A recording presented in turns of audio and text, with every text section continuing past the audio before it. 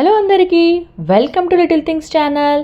ఇవాళ వినాయక చవితి సందర్భంగా అందరి ఇళ్లల్లో తప్పనిసరిగా చేసుకునే పాల తాలికల రెసిపీ ఎలా చేయాలో చూసేద్దాం రండి. ముందుగా 2 టేబుల్ స్పూన్స్ సగ్గుబియ్యం వాటర్లో హాఫ్ అన్ అవర్ పాటు నానబెట్టుకోవాలి.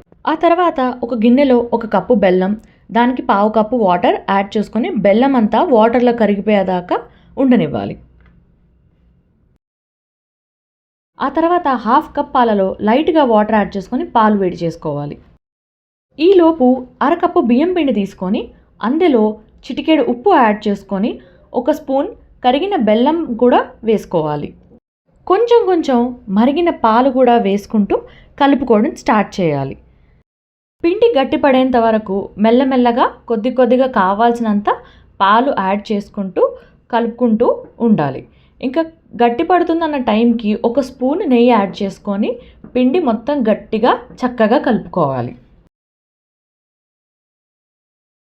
ఆ తర్వాత 2 కప్పు పాలకి 1 కప్పు వాటర్ యాడ్ చేసుకొని పాలని మంచిగా కాచుకోవాలి.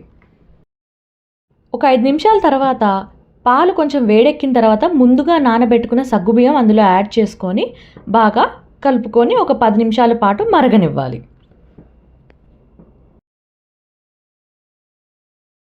పాలు బాగా కాగిన తర్వాత మనం ముందుగా కలుపుకున్న పిండి చక్రాల గిద్దెలో వేసి ఆ పిండి చక్రాలులాగా ఒత్తుకున్నట్టు ఒత్తుకొని పాలల్లో వేసుకోవాలి.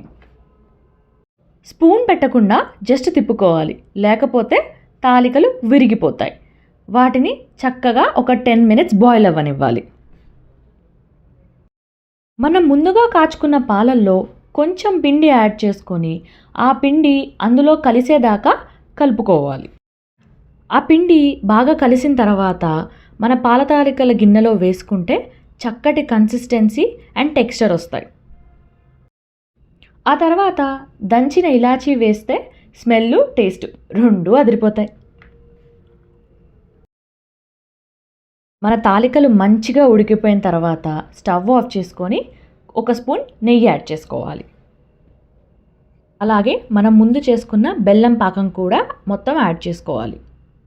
ఇప్పుడు ఒక చిన్న ప్యాన్లో గీ వేసుకొని అది వేడెక్కాక డ్రై ఫ్రూట్స్ వేసుకొని బాగా వేయించుకోవాలి. డ్రై ఫ్రూట్స్ అన్నీ బాగా ఫ్రై అయిన తర్వాత వీటన్నిటిని తీసుకెళ్ళి మన పాల తాలికల్లో యాడ్ చేసుకోవాలి. యమ్మీ అయిన పాల తాలికలు రెడీ. మీరు కూడా ఈ రెసిపీ ట్రై చేసి ఎలా ఉందో చెప్పండి. మా రెసిపీస్ కనుక మీకు నచ్చినట్టయితే లైక్, షేర్, సబ్స్క్రైబ్ చేయండి. మరికొన్ని రెసిపీస్తో మీ ముందుకు వస్తాం. అంతవరకు బాయ్.